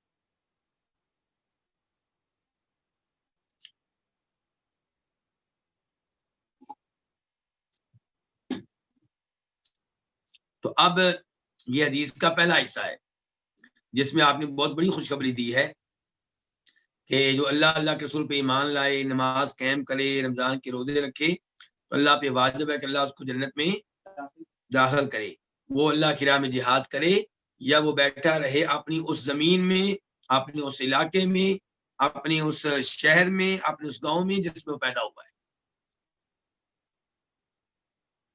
فقالوا، تو انہوں نے کہا، کنہوں نے؟ صحابہ کرام نے، یا رسول اللہ، اے اللہ کے رسول، افلا نبشر الناس، کیا بس ہم لوگوں کو خوشخبری نہ دے دیں؟ یہ تو آپ نے بہت بڑی بات کہی ہے کہ جہاد کے بغیر بھی جنت میں جایا جا سکتا ہے، تو کیا ہم لوگوں کو خوشخبری نہ دے دیں؟ قال، تو آپ نے فرمایا، ان فی الجنت 100 درجہ، جنت میں کتنے درجے ہیں؟ 100۔ اور باب ہمارا یہی تھا، مجاہدین کے درجے۔ تو یہاں اس میں آیا کہ جنت میں 100 درجے ہیں، اعدہ اللہ للمجاہدین فی سبیل اللہ، جن کو اللہ نے تیار کیا کن کے لیے؟ ان کے لیے جو اللہ کی راہ میں جہاد کرتے ہیں، جو اللہ کی راہ میں جہاد کرتے ہیں۔ اچھا، یہ 100 درجے کن کے ہو گئے؟ اس کا مطلب ہے کہ جنت کے درجے پھر 100 ہیں کہ 100 سے زیادہ ہیں؟ 100 سے زیادہ ہیں، کیونکہ یہ تو 100 ان کے لیے جنہوں اللہ کی راہ میں جہاد کریں گے۔ اور مانا کیا ہوا؟ جنت میں 100 ایسے درجے ہیں جن کو اللہ نے ان کے لیے تیار کیا جو اللہ کی راہ میں جہاد کرنے والے ہوں۔ ما بین الدرجتین کما بین السماء والارض، ان میں سے 2 درجوں کے مابین جو فاصلہ ہے وہ ایسی ہے جیسے آسمان و زمین کے مابین فاصلہ ہے۔ ہر درجے سے لے کے دوسرے درجے کے درمیان جو فاصلہ ہے وہ کتنا طویل ہے؟ جیسے آسمان و زمین کے مابین فاصلہ ہے۔ اس سے آپ اندازہ کر سکتے ہیں کہ ایک درجہ کتنی بڑی شان رکھتا ہے، کتنا بڑا مقام رکھتا ہے۔ آپ دیکھیں نا، یہ چیزیں ہیں ایمان لانے والی، کہ 100 درجے ہیں اور ہر 2 درجوں کے مابین ایسے ہی فاصلہ ہے جیسے آسمان و زمین کے مابین فاصلہ۔ فَإِذَا سَأَلْتُمُ اللَّهَ فَاسْأَلُوهُ الْفِرْدَوْسَ، جب تم اللہ سے سوال کرو تو اس سے سوال کرو کس کا؟ فردوس کا۔ جنت الفردوس اللہ سے مانگو۔ کون سی جنت مانگو اللہ سے؟ جنت الفردوس مانگو۔ فَإِنَّهُ أَوْسَطُ الْجَنَّةِ، کیونکہ یہ افضل ترین جنت ہے۔ فَإِنَّهُ، یہ ان کے فردوس، یہ افضل ترین جنت ہے۔ وَأَعْلَى الْجَنَّةِ، اور یہ سب سے بلند و بالا جنت ہے۔ اُراہ قَالَ، میری رائے ہے کہ انہوں نے کہا، میری رائے کون کہہ رہے ہیں؟ یہ امام بخاری کے استاد یحییٰ بن صالح کہہ رہے ہیں۔ تھوڑا سا اصل میں بھول گئے، ان کو شک ہو رہا ہے جو ان الفاظ کے بارے میں جو آگے آنے والی ہیں کہ اللہ کے رسول نے کہے تھے کہ نہیں کہے تھے، یہ حدیث کا حصہ تھے کہ نہیں تھے۔ تو کہتے اُراہ قَالَ، میری رائے ہے کہ یہ بھی کہا تھا کہ وَفَوْقَهُ عرش الرحمن، کہ اس کے اوپر عرش کا رحمان کا عرش ہے۔ فردوس کے اوپر کیا ہے؟ رحمان کا عرش۔ اللہ تعالیٰ کا عرش جو ہے وہ جنت الفردوس کے اوپر ہے۔ وَمِنْهُ تَفَجَّرُ أَنْهَارُ الْجَنَّةِ، اور اسی سے جنت کی نہریں بہتی ہیں۔ بڑی عظیم حدیث ہے۔ اس سے پتہ چلا کہ جنت میں 100 درجے ایسے ہیں جو کن کے لیے ہیں؟ مجاہدین کے لیے۔ اور پتہ چلا کہ ہر 2 درجوں کے درمیان کتنا فاصلہ؟ جتنا آسمان و زمین کے مابین ہے۔ اور یہ کہ جب انسان سوال کرے اللہ سے، صرف جنت کا سوال نہ کرے بلکہ کیا سوال کرے؟ یا اللہ مجھے جنت الفردوس دے۔ اور جنت الفردوس کیا ہے جی؟ افضل ترین جنت ہے اور بلند و بالا جنت ہے، اور اس کے اوپر رحمان کا کیا ہے؟ عرش ہے۔ تو یہاں پہ تو یعنی کہ شک ہوا ہے راوی کو، یہاں پہ کیا ہوا؟ راوی کو شک ہوا ہے، لیکن دوسری روایت سے پتہ چلتا ہے کہ یہ شک کے بغیر الفاظ ہیں، یہ واقعی اللہ کے رسول نے کہے ہیں، اس میں شک و شبہ نہیں ہے۔ تو پتہ چلا کہ جنت الفردوس کے اوپر کیا؟ رحمان کا عرش ہے۔ تو رحمان ہے، رحمان پہ اوپر ہوئے نا، کیونکہ جنت کیا اوپر ہے، اور سب سے اوپر جنت کون سی ہے؟ فردوس، اور اس کے اوپر کیا ہے؟ رحمان کا عرش ہے۔ تو رحمان کا عرش جو ہے اللہ تعالیٰ عرش پہ مستوی ہے۔ الرحمن علی العرش استویٰ، کہ رحمان عرش پہ مستوی ہے، عرش پہ بلند و بالا ہے۔ تو اللہ تعالیٰ ہر مخلوق سے اوپر ہے۔ اللہ ہر مخلوق سے اوپر ہے، آسمانوں سے اوپر، جنتوں سے اوپر، فردوس سے اوپر، عرش سے اوپر. اور اللہ کی سب سے بڑی مخلوق کون سی ہے؟ عرش ہے. عرش اللہ کی بہت بڑی مخلوق ہے، تو اللہ تعالیٰ اس سے اوپر ہے. عام لوگ کئی دفعہ انہوں نے یہ حدیث سنی نہیں ہوتی کہ عرش جو ہے یہ آسمانوں سے کہیں بڑا ہے، زمین سے کہیں بڑھ کر ہے، یہ معلوم ہونا چاہیے. تو اس لیے اللہ تعالیٰ جو ہیں وفوق عرش الرحمان، اس فردوس کے اوپر کیا رحمان کا عرش ہے. یہاں ایک اور غلط فہمی کا ازالہ کر دوں. لوگ جو اللہ کے عرش کے معاملے میں نہیں مانتے کہ اللہ عرش پہ مستوی ہیں، وہ کہتے ہیں اچھا آپ کیا سمجھتے ہیں کہ اللہ تعالیٰ عرش کا محتاج ہے؟ نہیں، ایسی بات نہیں ہے. اللہ تعالیٰ عرش کے اوپر بلند و بالا ہیں، عرش اللہ کا محتاج ہے، اللہ تعالیٰ عرش کے محتاج نہیں ہے.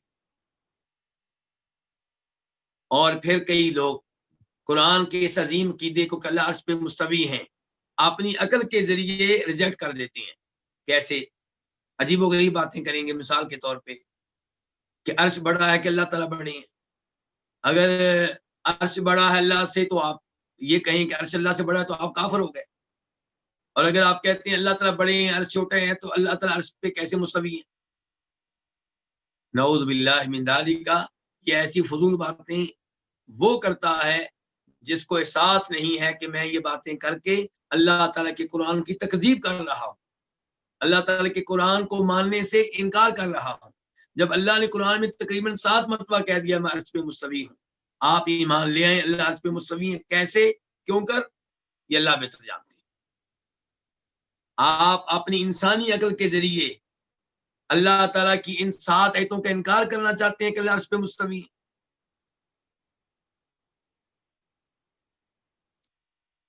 اس کے بعد کیا کہا گیا ہے؟ وَمِنْهُ تَفَجَّرُ أَنْهَارُ الْجَنَّةِ، اور اسی جنت سے، جنت الفردوس سے جنت کی نہریں بہتی ہیں. ان نہروں سے کیا مراد ہے؟ ان نہروں سے مراد مثال کے طور پہ سورہ محمد میں آیا ہے، اللہ تعالیٰ فرماتے ہیں فِيهَا أَنْهَارٌ مِّن مَّاءٍ غَيْرِ آسِنٍ وَأَنْهَارٌ مِّن لَّبَنٍ لَّمْ يَتَغَيَّرْ طَعْمُهُ وَأَنْهَارٌ مِّن خَمْرٍ لَّذَّةٍ لِّلشَّارِبِينَ وَأَنْهَارٌ مِّنْ عَسَلٍ مُّصَفًّى. ایک نہر ہوگی پانی کی، ایسا پانی جو کبھی بدبودار نہیں ہوگا، تبدیل نہیں ہوگا. اور ایک نہر ہوگی کس کی؟ دودھ کی، جس کا ذائقہ تبدیل نہیں ہوگا. اور ایک نہر ہوگی کس کی؟ شراب کی، اور وہ لذیذ ہوگی، دنیا کی شراب کی طرح نہیں ہوگی. اور ایک نہر ہوگی شہد کی.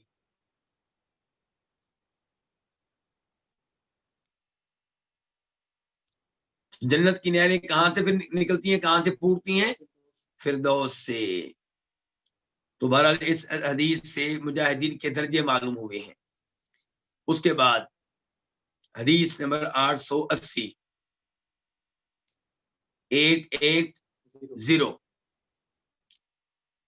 میم، یعنی کہ اس حدیث کو اپنی کتاب میں جگہ دینے والے امام کون ہے؟ امام مسلم. عن نبی سعید الخدری ان رسول اللہ صلی اللہ علیہ وسلم قال، جناب ابو سعید خدری رضی اللہ عنہ سے روایت ہے، بے شک رسول اللہ صلی اللہ علیہ وسلم نے فرمایا یا ابا سعید، اے ابو سعید. مخاطب کون ہے؟ ابو سعید خدری. من رضی باللہ ربا وبالاسلام دینا وبمحمد النبی وجبت لہ الجنہ. جو اللہ کے رب ہونے پہ راضی ہو گیا اور اسلام کے دین ہونے پہ راضی ہو گیا اور محمد کے نبی ہونے پہ راضی ہو گیا، اس کے لیے جنت واجب ہو گئی صلی اللہ علیہ وسلم. یہ آپ فرما رہے ہیں ابو سعید خدری سے کہ من رضی باللہ ربا، جو اللہ کے رب ہونے پہ راضی ہو گیا، یعنی کہ دل میں بھی وہ یہ عقیدہ رکھتا ہے، یہ نظریہ رکھتا ہے کہ مجھے پیدا کرنے والا کون؟ اللہ. مجھے رزق دینے والا کون؟ اللہ. مجھے پالنے والا کون؟ اللہ. میرا ہر معاملہ جس کے ہاتھ میں وہ کیا ہے؟ اللہ. اور زبان سے بھی اقرار کرتا ہے. اور ایسے ہی اس کا معاملہ اسلام کے ساتھ ہے کہ دل میں وہ سمجھتا ہے کہ دین اسلام اگر کوئی ہے تو ایک، اگر دین حق کوئی ہے تو ایک ہی ہے، وہ کون ہے؟ دین اسلام.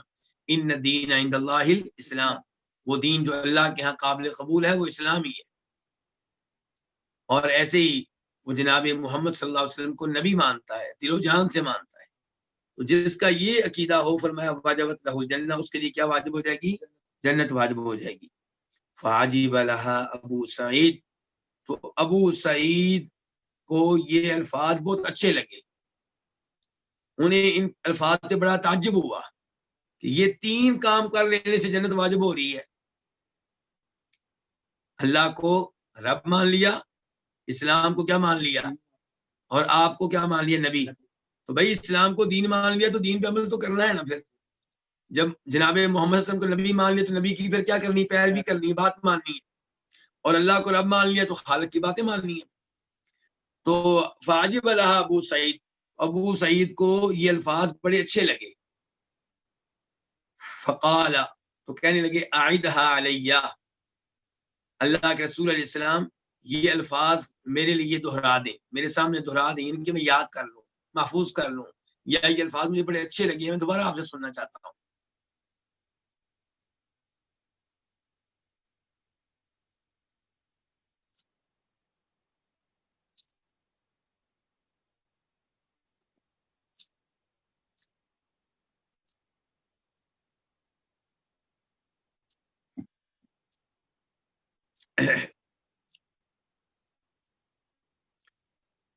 ففعل، تو نبی علیہ السلام نے یہ کام کر دیا. کیا کام؟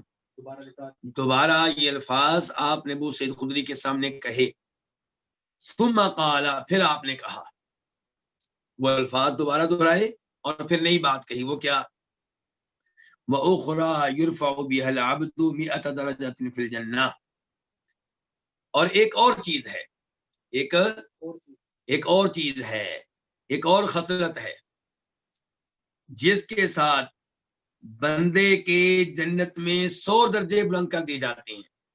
ایک اور چیز ہے جس کو جو اختیار کرے گا اس کے جنت میں کتنے درجے بلند کر دیے جائیں گے؟ 100 درجے.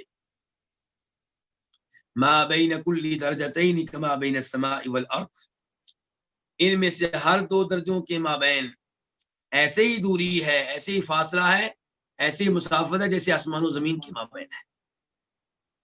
قال وما ہی، ابو سعید خدری نے کہا وما ہی، اور یہ اور چیز کیا ہے جس کی یہ شان آپ بتا رہے ہیں، جس کا مقام بتا رہے ہیں، وہ چیز کیا ہے، وہ عمل کیا ہے، وہ خصلت کون سی ہے اللہ کے رسول؟ قال، تو آپ نے کہا الجہاد فی سبیل اللہ، اللہ کی راہ میں کیا کرنا؟ جہاد کرنا. الجہاد فی سبیل اللہ 2 مرتبہ آپ نے کہا، اللہ کی راہ میں جہاد کرنا. اس حدیث سے پتہ چلا کہ جہاد کرنے والوں کے جنت میں کتنے درجے ہیں اور ان کی کیا شان اور کیا مقام ہے. اس کے بعد باب نمبر 5، باب فضل الشہادتی واستحباب طلبیہا، شہادت کی فضیلت اور اس کے سوال کا مستحب ہونا. یعنی کہ شہادت کی فضیلت اور شہادت کا جب سوال آپ کریں گے، اللہ سے طلب کریں گے شہادت، تو یہ مستحب ہے، افضل ہے، اچھی بات. یہ مطلب ہے شہادت کی فضیلت اور اس کی طلب کا مستحب ہونا، عمدہ ہونا، اچھا کام ہونا. حدیث نمبر 881، 881 قاف. اس حدیث کے بیان کرنے پہ اتفاق ہے کس کا؟ امام بخاری کا اور امام مسلم کا. عن انس بن مالک رضی اللہ عنہ عن النبی صلی اللہ علیہ وسلم قال، جناب انس بن مالک رضی اللہ عنہ سے روایت ہے، وہ نبی علیہ السلام سے روایت کرتے ہیں کہ آپ نے فرمایا، ما من عبد يموت له عند الله خير يسره ان يرجع الى الدنيا وان له الدنيا وما فيها الا الشهيد. کوئی ایسا بندہ نہیں ہے جسے موت آئے اس کے پاس، اس کے لیے اللہ کے پاس خیر ہو.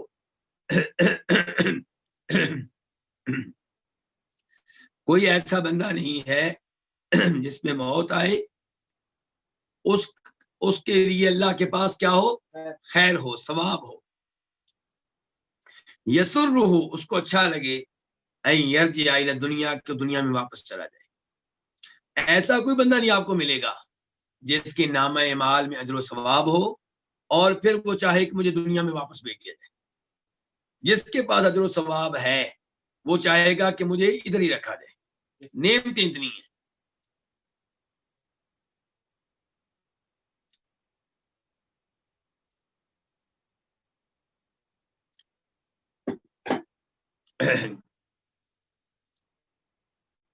پھر سن لیں، کوئی ایسا بندہ نہیں ہے یموت جسے موت آئے، اس کا اللہ تعالی کے پاس کوئی نہ کوئی ثواب ہو، یسر ہو، اسے اچھا لگے کہ وہ دنیا واپس چلا جائے، اور یہ کہ اس کے پاس دنیا ہو وما فیہا، اور وہ کچھ ہو جو دنیا میں ہے. الا الشہید، سوائے شہید کے. شہید چاہے گا کہ مجھے دنیا میں واپس بھیجا جائے. شہید کے علاوہ کوئی ایسا بندہ نہیں ہے جس کے پاس اجر و ثواب ہو، جس کا اجر و ثواب ہو اللہ کے پاس، اور وہ یہ خواہش رکھتا ہو کہ مجھے دنیا میں بھیجا جائے. لیکن شہید یہ خواہش رکھے گا کہ مجھے دنیا میں بھیجا جائے. اب حیرانگی ہوتی ہے، ابھی شہید کی تو جنت میں اتنے اس کا مقام ہے، اتنی اس کے درجات ہیں، اتنے اس کے محلات ہیں، تو وہ کیوں دنیا میں جانے کی تمنا کرے گا، آرزو کرے گا؟ فرمایا آپ نے الا الشہید لما یری من فضل الشہادہ، سوائے شہید کے، ان کے کوئی ایسی آرزو نہیں کرے گا دنیا میں واپس جائے سوائے شہید کے. یہ کیوں نہیں کرے گا؟ یہ کیونکہ وہ دیکھ رہا ہوگا شہادت کی فضیلت کو. وہ جب اللہ کے پاس جائے گا تو اس دیکھے گا شہادت کی تو بڑی شان ہے، بڑا اس پہ مقام ملا ہے مجھے، تو پھر وہ چاہے گا کہ میں دوبارہ دنیا میں جاؤں تاکہ دوبارہ شہادت حاصل کروں. لما یرا، کیونکہ وہ دیکھے گا شہادت کی فضیلت کو، فإنه یسرہ، تو بے شک اس کو اچھا لگے گا، ان یرجع الی الدنیا، کہ واپس کہاں چلا جائے؟ دنیا میں چلا جائے، فیقتل مرۃ اخری، اور اسے دوسری بار قتل کیا جائے. اس سے آپ اندازہ کر سکتے ہیں کہ شہادت کی کیا فضیلت ہے، اور یہ کہ شہادت کی جو تمنا کرنا ہے وہ بڑی اچھی بات ہے. وہ کیا ہے؟ بڑی اچھی بات ہے، بڑی عمدہ بات ہے. تو آپ نے دیکھا نا کہ شہید جو ہے یہ تمنا کرے گا، اس کو یہ بات اچھی لگے گی. اور اس کی مزید وضاحت دیگر احادیث میں آتی ہے کہ شہداء چاہیں گے کہ ہمیں دنیا میں بھیجا جائے. کس لیے؟ تاکہ ہم لڑائی لڑیں، جہاد کریں. حدیث نمبر 882 882 میم. اس حدیث کو روایت کرنے والے کون ہیں؟ امام مسلم. عن سہل بن حنیف ان النبی صلی اللہ علیہ وسلم قال، کس سے روایت ہے؟ سہل بن حنیف انصاری حارسی سے، کہ بے شک نبی صلی اللہ علیہ وسلم نے فرمایا من سأل اللہ شہادت بصدق، جو اللہ تعالیٰ سے صدق نیت کے ساتھ شہادت کا مطالبہ کرے، سوال کرے، اس کی دعا کرے. لیکن جو اللہ سے شہادت مانگے، لیکن کیسے مانگے؟ بصدق، سچے دل کے ساتھ. بلغہ اللہ منازل الشہداء، اللہ تعالیٰ اسے شہداء کے مقام و مرتبے تک پہنچا دیں گے، ان کے درجات تک اللہ تعالیٰ اسے پہنچا دیں گے، کیونکہ اس نے بھی صدق کے دل سے شہادت مانگی تھی. وہ بھی چاہتا تھا کہ اللہ تعالیٰ مجھے شہادت دے. تو جس نے اللہ تعالیٰ سے صدق کے دل کے ساتھ کیا مانگی؟ شہادت، تو بلغہ اللہ، اللہ تعالیٰ اس کو پہنچا دیں گے منازل الشہداء، شہداء کے مقام و مرتبے پہ، شہداء کے درجات پہ. وَإِن مَاتَ عَلَىٰ فِرَاشِهِ، اگرچہ اسے موت آئے اس کے بستر پہ. موت آئی ہے بستر پہ، مارکے میں نہیں مرا، جہاد میں نہیں مرا، لیکن صدق کے دل سے اللہ سے دعا کیا کہ اللہ مجھے شہادت دینا. تو اللہ تعالیٰ اس کی اس نیت کو جانتے ہوئے اسے شہداء والا مقام و مرتبہ دیں گے. تو اللہ تعالیٰ چونکہ حقیقی خالق ہیں، تو اللہ تعالیٰ ہمارے دلوں کے احوال کو جانتے ہیں. اس لیے کئی دفعہ انسان کو عمل کیے بغیر اللہ تعالیٰ اس کی اچھی نیت کی وجہ سے اتنا زیادہ ثواب دے دیتے ہیں.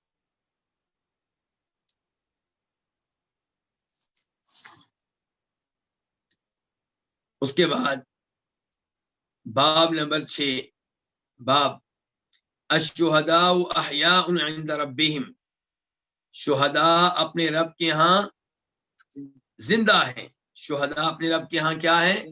زندہ ہیں۔ حدیث نمبر 883 883 میم۔ اس حدیث کو اپنی کتاب میں جگہ دینے والے امام کون ہے؟ امام مسلم۔ عن مسروق، روایت ہے جناب مسروق بن اجدہ سے، یہ تابعی ہیں، کوفی ہیں، ہمدانی ہیں۔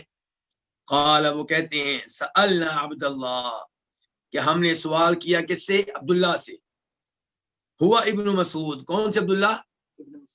وہ مسعود کے بیٹے ہیں، یعنی کہ عمر کے بیٹے نہیں، عمر بن عاص کے بیٹے نہیں، عباس کے بیٹے نہیں، زبیر کے بیٹے نہیں، کیونکہ عبداللہ کافی سارے ہیں، عبداللہ بن مسعود، عبداللہ بن عمر، عبداللہ بن زبیر، عبداللہ بن عباس۔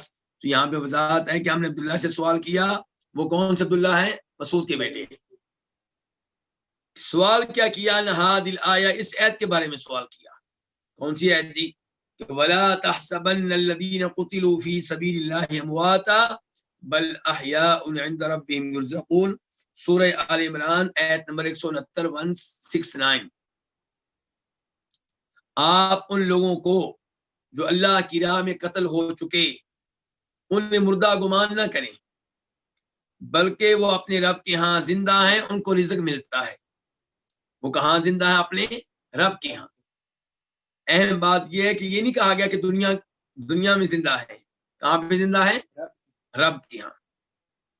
قال، تو انہوں نے کہا، کنہوں نے؟ عبداللہ بن مسعود نے، کیونکہ مسروق کہہ رہے ہیں ہم نے عبداللہ بن مسعود سے سوال کیا اس آیت کے بارے میں، تو انہوں نے جواب کیا دیا؟ قال، انہوں نے کہا اما انا قد سألنا عن ذلك، خبردار، یعنی کہ میری بات دھیان سے سنو، بے شک ہم نے اس آیت کے بارے میں سوال کیا تھا۔ کس سے سوال کیا ہوگا؟ اللہ کے نبی صلی اللہ علیہ وسلم سے، بے شک ہم نے اس کے بارے میں سوال کیا تھا۔ فقال، تو آپ نے کہا تھا ارواحهم فی جوف طیر خضر، ان کی روحیں، کن کی؟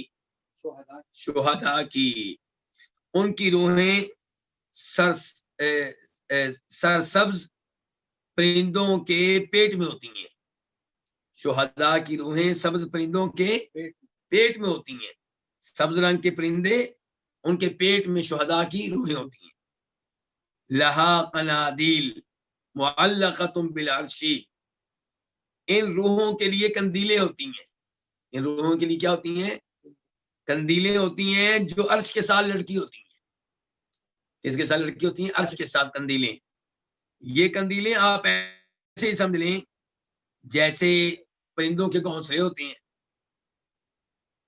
تو وہاں پہ آ کے وہ رات کو ٹھہرتے ہیں، تو ایسے ہی جو جنتی شہداء ہیں ان کی روحیں ہوتی ہیں سبز رنگ کے پرندوں کے پیٹ میں، تو پھر یہ پرندے کہاں پہ آ کے ٹھہرتے ہیں؟ ان کندیلوں میں جو عرش کے ساتھ لڑکی ہوئی ہیں۔ تسرح من الجنت حیث شاءت، یہ شہداء کی روحیں وہ کھاتی پیتی ہیں، وہ کھاتی ہیں جنت میں سے جہاں سے وہ چاہتی ہیں، جہاں سے وہ چاہتی ہیں جنت میں وہاں سے وہ کھاتی ہیں۔ ثم تأوی الی تلک القنادیل، پھر وہ ان کندیلوں میں پناہ لیتی ہیں، یہاں واپس چلی جاتی ہیں، ٹھکانہ یہاں پہ ان کا۔ ثم تأوی الی تلک القنادیل، پھر ان کندیلوں میں وہ ٹھکانہ لیتی ہیں۔ فاطلع الیہم ربہم اطلاعۃ، تو ان کی طرف ان کے رب نے جھانکا، ان کی طرف ان کے رب نے جھانکا، یعنی کہ یہ جو لوگ شہید ہوئے تھے جنت میں پہنچ چکے تھے اور سبز رنگ کے پرندوں کے پیٹ میں تھے، تو اللہ تعالیٰ نے ان کی طرف جھانکا، ان کے اوپر سے، ان کی اطلاع الیہم ربہم اطلاعۃ، یعنی کہ ان کے رب نے ان کی طرف جھانکا، یعنی کہ اوپر سے دیکھا۔ فقال، تو اللہ تعالیٰ نے کہا هل تشتهون شیئا، کیا تم کسی چیز کی رغبت رکھتے ہو؟ کیا تم کوئی چیز چاہتے ہو کہ جو چیزیں تمہیں مل چکی ہیں ان کے علاوہ ان نعمتوں کے علاوہ کوئی اور نعمت جس کی تمہیں چاہت ہو، جس کی تمہیں خواہش ہو؟ قالوا، تو وہ انہوں نے کہا ای شیء نشتہی، کون سی چیز ہے جو ہم چاہیں، جس کی ہم آرزو کریں، جس کی خواہش ہم کریں؟ کوئی مطلب ایسی چیز نہیں، ہماری کوئی خواہش نہیں ہے۔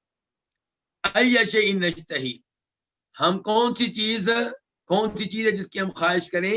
وَنَحْنُ نَسْلَهُ مِنَ الْجَنَّةِ حَيْثُ شِئْنَا، جب کہ ہم جنت میں کھاتے ہیں جہاں سے ہم چاہتے ہیں، یعنی کہ جہاں سے ہم چاہتے ہیں جنت میں کھاتے پیتے ہیں، اب ہم اور کس چیز کی خواہش کریں؟ فَفَعَلَ ذَلِكَ بِهِمْ 3 مرات، تو اللہ نے ان کے ساتھ یہ کام کیا کتنی بار؟ 3 مرتبہ اللہ نے جھانکا اور سوال کیا کوئی خواہش ہو تمہاری، کوئی رغبت ہو تمہاری؟ ان کی کوئی رغبت ہی نہیں ہے۔ فلما رأوا، جب انہیں یقین ہو گیا، کن کو؟ شہداء کو، انہم لن یترکوا من ان یسألوا، کہ انہیں سوال کے بغیر چھوڑا نہیں جائے گا، سوال ہوتا ہی رہے گا ان سے سوال ہوتا ہی رہے گا، یہ سوال کو اور خواہش اور چیز چاہیے ہو۔ فلما رأوا، جب انہیں یقین ہو گیا، انہم لن یترکوا من ان یسألوا، کہ سوال کے بغیر ان کو چھوڑا نہیں جائے گا، قالوا، انہوں نے کہا یا ربی، اے رب، نريد ان ترد ارواحنا في اجسادنا حتى نقتل في سبيلك مرة اخرى، اے رب ہم چاہتے ہیں کہ تو ہماری روحیں ہمارے جسموں میں لٹا دے، ہماری روحیں ہمارے، حتیٰ کہ ہم تیری راہ میں دوسری بار قتل کیے جائیں۔ فلما رأى، جب اللہ نے جان لیا، ان لیس لهم حاجۃ، کہ ان کی کوئی بھی حاجت نہیں ہے، پوری کو، تو ان کو چھوڑ دیا گیا، ان کی حالت پہ پھر ان سے سوال نہیں ہوئے۔ اچھا جی، اس حدیث سے تو پتا چلا کہ شہداء زندہ ہیں، لیکن کہاں زندہ ہیں؟ رب کے ہاں۔ یہ ان کی زندگی یعنی کہ دنیا والی نہیں ہے۔ ہمارا اختلاف لوگوں سے یہی ہے، لوگ سمجھتے ہیں کہ شاید یہ دنیا والی زندگی ہے، ہم کہتے ہیں دنیا والی زندگی ہے تو پھر ان کو قبر میں کو دفن کر دیا گیا، پھر ان کی زمینوں پہ اور لوگ آ کے قابض کیوں ہو گئے، پھر اس کی وائف سے کسی اور نے نکاح کیوں کر لیا؟ تو پتا چلا کہ شہداء کو جو زندگی حاصل ہے وہ دنیا والی نہیں ہے۔ دنیا کے لحاظ سے ان کا کیا معاملہ ہے؟ اللہ کہتے ہیں وما انت بمسمع من فی القبور، جو بھی قبروں میں ہیں انہیں آپ اپنی آواز نہیں سنا سکتے۔ انک لا تسمع الموتى، فوت شدگان کو آپ اپنی آواز نہیں سنا سکتے۔ وہم عن دعائهم غافلون، جن کو بھی اللہ کے علاوہ پکارتے ہو تمہاری پکار سے، دعا سے غافل ہیں، بے خبر ہیں، لا علم ہے۔ تو اس لیے یہ سوچنا کہ ہم شہداء کو پکاریں، ان سے دعائیں کریں، یہ غلط ہوگا بالکل۔ قبر والے کو پکارنا یہ درست نہیں ہے۔ اچھا جی، تو ایک تو یہ پتا چلا کہ یہ جو زندگی ہے یہ دنیا والی زندگی نہیں ہے۔ اس کے بعد یہ پتا چلا کہ شہداء کی کیا شان ہے اور ان کا کیا مقام و مرتبہ ہے، اور جنت میں کیسے کیسے انہیں نعمتیں ملتی ہیں، اور بار بار سوال ہوتا ہے کوئی اور رغبت ہو، کوئی اور شوق ہو، کوئی اور خواہش ہو، کوئی اور آرزو ہو۔ آخر میں جا کے وہ کیا کہتے ہیں کہ اے رب، تو ہماری روحیں ہمارے جسموں میں لوٹا دے حتیٰ کہ ہم تیری راہ میں دوسری بار قتل کیے جائیں۔ تو یہاں سے کئی لوگ کہتے ہیں کہ قبر کا عذاب نہیں ہے، قبر میں روح جسم میں واپس نہیں آتی، کیونکہ یہ دیکھو جنتی تو کہہ رہے ہیں اللہ ہماری روح ہمارے جسم میں لوٹا دے، اللہ نے ان کی بات نہیں مانی، اللہ نے ان کی بات نہیں مانی۔ تو گزارش یہ ہے کہ یہ بات صحیح ہے اور صحیح حدیث سے ثابت ہے، نسائی وغیرہ کی حدیث ہیں کہ جب قبر والے کو قبر میں دفن کرتے ہیں اس کے جسم میں اس کی روح لٹا دی جاتی ہے، لیکن وہ دنیا نہیں ہے، وہ آخرت کے مرحلوں میں سے پہلا مرحلہ ہے، وہ برزخ کا جہان ہے، وہ برزخ کی دنیا ہے، وہ زندہ ہے وہاں کے لحاظ سے، ہمارے لحاظ سے زندہ نہیں ہے۔ اور پھر جہاں تک تعلق ہے اس حدیث کا کہ وہ کہیں گے ہماری روح ہمارے جسم میں لٹا دو، اس کا مطلب یہ ہے کہ روح جسم میں نہیں ہے، تو اس سے مراد یہ کہ ہماری روحیں ہماری جسم میں لٹا دے حتیٰ کہ ہم کہاں جائیں؟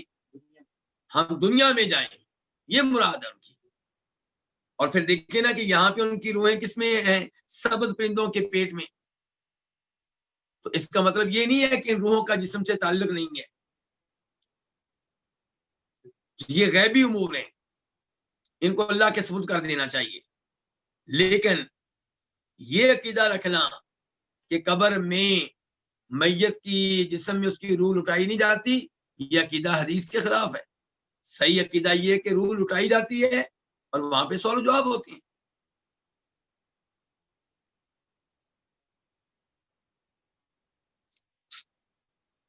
تو شہداء پھر زندہ، لیکن کہاں زندہ ہیں؟ رب کے ہاں، رزق وہاں ان کو ملتا ہے۔ اللہ رب العزت سے دعا ہے کہ اللہ تعالیٰ ہمیں یہ احادیث پیار و محبت سے سننے کی، سمجھنے کی توفیق عنایت فرمائے۔